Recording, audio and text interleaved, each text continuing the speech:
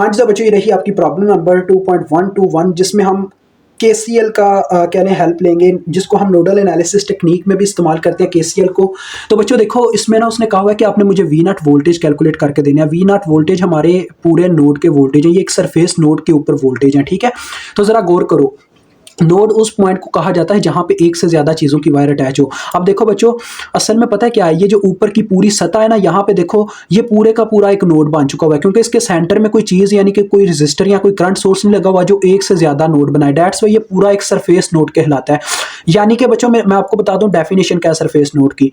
बच्चों एक ऐसा पॉइंट जहां पे दो चीजों की वायर अटैच हो उसे बाइनरी नोड कहते हैं, ठीक है जी।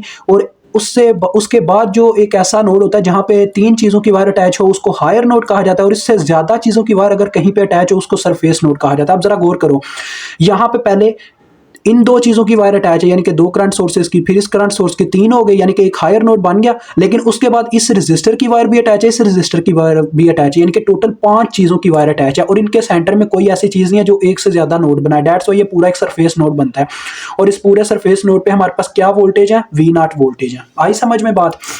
इसी तरह से बच्चों आपको पता है जब हम केसीएल लगाना चाह रहे होते हैं तो हमें एक नोड को लाजमी क्या करना पड़ता है, ग्राउंड करना पड़ता है। अब नीचे भी देखो एक पूरा सरफेस नोड है, यानी कि ये पूरा एक नोड है जहां पे हर एक चीज की आके वायर अटैच है, और इनके सेंटर में ये पूरी सतह के सेंटर में देखो कोई करंट सोर्स कोई रजिस्टर नहीं लगा हुआ जो एक से ज्यादा नोड बनाए। डेट्स वाई ये सिंगल ही एक नोड है जो पूरा एक सरफेस नोड है, यानी कि हमारे पास इस शेप के अंदर दो सरफेस नोड है। आई समझ में बात। ऐसे कुछ तो इसको हम ग्राउंड कर देंगे बच्चों, क्योंकि एक नोड को लाजमी ग्राउंड करना पड़ता है ताकि हमारे सर्किट के अंदर करंट फ्लो कर सके, यानी कि उसको 0 वोल्ट दे देंगे, ठीक है। मैंने 0 वोल्ट दे दिए हैं। अब देखो बच्चों इस क्वेश्चन को हल करने से पहले जो जो यहाँ पे हमारे पास डिपेंडेंट सोर्सेज है ना उन सबको हल करना पड़ेगा, उनके लिए इक्वेशंस बनानी पड़ेंगी। ये देखो यहाँ पे दो हमारे पास डिपेंडेंट सोर्सेज हैं, एक ये और एक ये।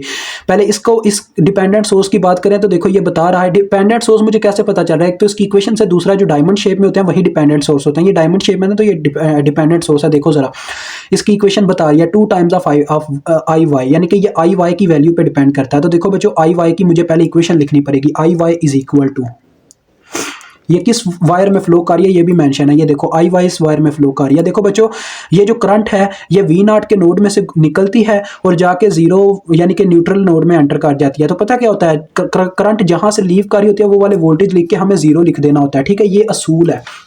तो ये वी नॉट के नोड वोल्टेजेस में से निकल रही है तो उसी वक्त हम लिख देंगे वी नॉट माइनस, यानी जहां से करंट लीव करती है उसी वक्त उसके वोल्टेज लिख के हमें आगे माइनस लिखना होता है।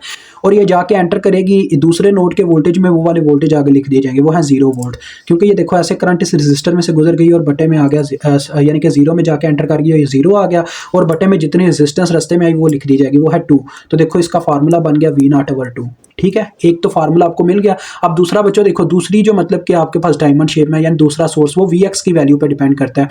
तो यहाँ पे अक्सर बच्चे मार खा जाते होते हैं, इस वजह से मैं ना हमेशा इसकी वायर ही अलग से बना के दिखाता हूँ। ये देखो टोटल वोल्टेज है बच्चों वी नॉट, ठीक है। टोटल वोल्टेज हर एक वायर में टोटल वोल्टेज वी नॉट है। इस वायर का भी यही असूल है। ये देखो ये ऐसे ऊपर वी नॉट की वायर अटैच है, इस वायर की मैं बात कर रहा हूँ क्योंकि इसमें वी एक्स मैंशन है ना, तो मुझे वी एक्स की इक्वेशन बनानी है। देखो ये वी नॉट ऐसे मैंशन है ऊपर, और ये ऐसे लगा हुआ है एक 2 ओहम का रजिस्टर, और फिर नीचे जाकर लगा हुआ 1 ओहम का रजिस्टर, ठीक है। ऐसे ही है ना सारी कहानी। और नीचे ऐसे जाके एंड पे 0 वोल्ट का सोर्स लगा हुआ है।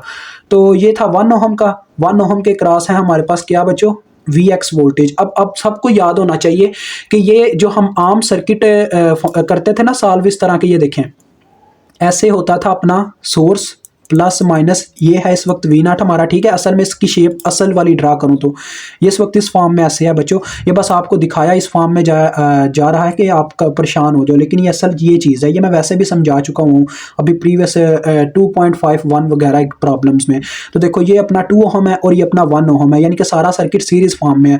तो आपको याद हो जब हम मतलब कि किसी चीज़ के क्रॉस वोल्टेज फाइंड आउट करना चाहते होते थे सीरीज के सर्किट में, तो हम डायरेक्ट क्या लगाते थे, वोल्टेज डिवीजन रूल। तो यहाँ पे वोल्टेज डिवीजन रूल लगा के आपने 1 ओहम के क्रॉस वोल्टेज कैलकुलेट कर लेने हैं, ठीक है। असल में ये तरीका कार है। तो देखो Vx की फिर क्या फार्मूला लगेगा बच्चों, वोल्टेज डिवीजन रूल कहता था जिस रेजिस्टर के क्रॉस आप वोल्टेज फाइंड आउट करना चाहते हो उसकी रेजिस्टेंस ऊपर रखो, बटे में रखो टोटल रेजिस्टेंस, यानी कि उसकी अपनी रेजिस्टेंस प्लस जितनी भी रेजिस्टेंस सर्किट के अंदर मौजूद है। वो बच्चों क्या आ रही है इस वायर में 2 ओहम आ रही है, 1 और 2, तो लिहाजा 1 इसकी अपनी रेजिस्टेंस होगी और 2 होगी बाकी की जो सर्किट की। मल्टीप्लाई करवाना आपने सप्लाइड वोल्टेज के साथ, सप्लाई क्या दे रही है, वी नॉट, इसको सप्लाई मिल रही है, तो ये इसका फार्मूला बनेगा। तो देखो इसकी क्या इक्वेशन बन गई, वी नॉट ओवर 3, ठीक है, समझ आ गई मेरी बात की। तो ये हमने दोनों इक्वेशंस बना ली। अब आपने चुप करके बस जी नोड 1 के ऊपर केसीएल अप्लाई कर देना ताकि आप वी नॉट कैलकुलेट कर सको। केसीएल क्या होता है बच्चों?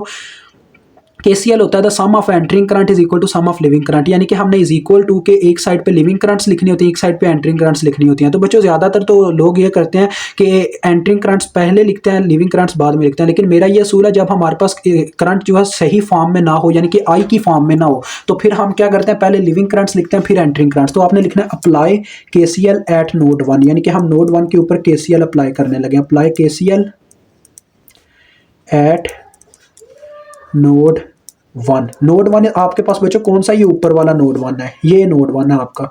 ये नोड 2 था जिसे आपने ग्राउंड कर दिया है। तो हमने हर एक अब इसके घेरे में देखें ये सारी वायर्स हैं, हमने हर एक वायर की करंट लिखनी होगी। तो देखो बच्चों मैं पहले क्या करता हूं, देखो जरा गौर करो। The sum of entering current is equal to sum of leaving current. इस साइड पे मैं लिविंग करंट्स लिखूंगा, इस साइड पे एंटरिंग करंट्स लिखूंगा। ये देखो पहले ये वाली वायर आती है इस नोड के घेरे में, तो इसमें जो करंट आ रही है वो देखें एंटर कर रही है इस नोड के अंदर, तो एंटरिंग करंट इस साइड पे हमने लिखनी है, तो इस साइड पे मैंने इसको लिख दिया, ठीक है, 6 एम्पीयर।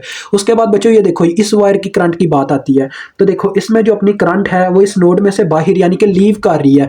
तो लिविंग करंट हम कौन सी साइड पे लिख रहे हैं? इस साइड पे, तो इसको इस साइड पे लिख देंगे 2IY, ठीक है, समझ आ रही है? ये बस इतना सा चक्कर है। उसके बाद देखो इस की बात आती है, इस इक्वेशन की।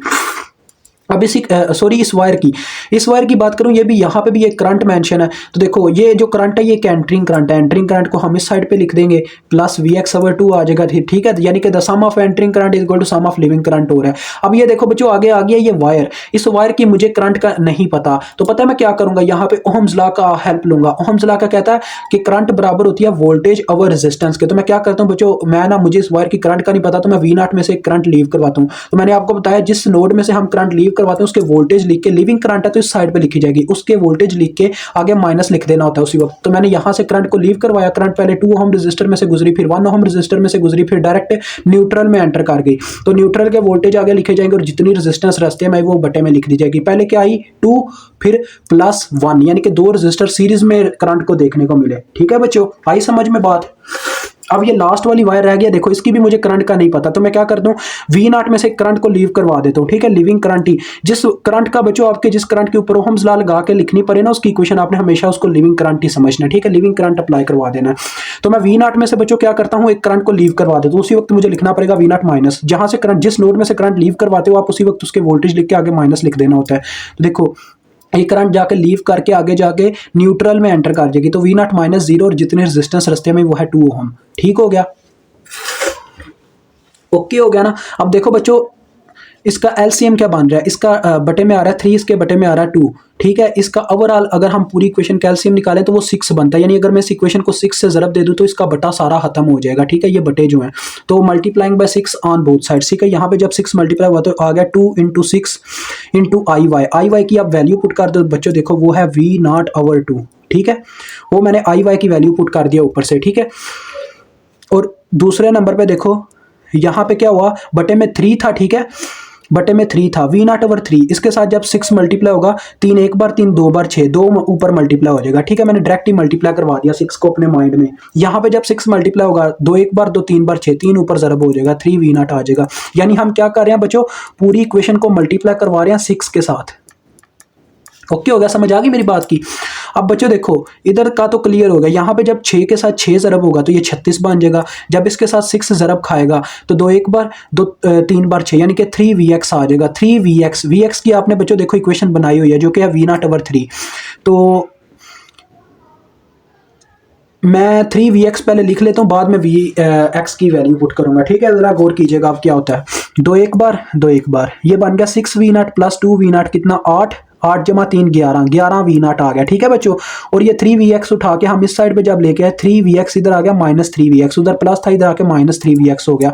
Vx की जगह बच्चों अगर मैं उसकी वैल्यू पुट कर दूं, क्योंकि इधर आके वो -3Vx हुआ होगा और Vx की वैल्यू हमने बनाई थी जो कि आई थी V0/3, तो ये इस फॉर्म में ऐसे आ जाएगा और इज इक्वल टू 36 आया होगा, ठीक है। तो देखो 3 1 ज़ार 3 1 ज़ार, यानी कि 11 में से एक V0 माइनस होगा जो कि 10 V0 रह जाएगा, और यहीं पे आपका ये क्वेश्चन बस सॉल्व होने लगा। देखें V0 इज इक्वल टू आ जाएगा 36/10 मीन्स 3.6 वोल्ट। लें जी आपका ये क्वेश्चन सॉल्व हो गया, मुझे उम्मीद आपको समझ आ गई होगी।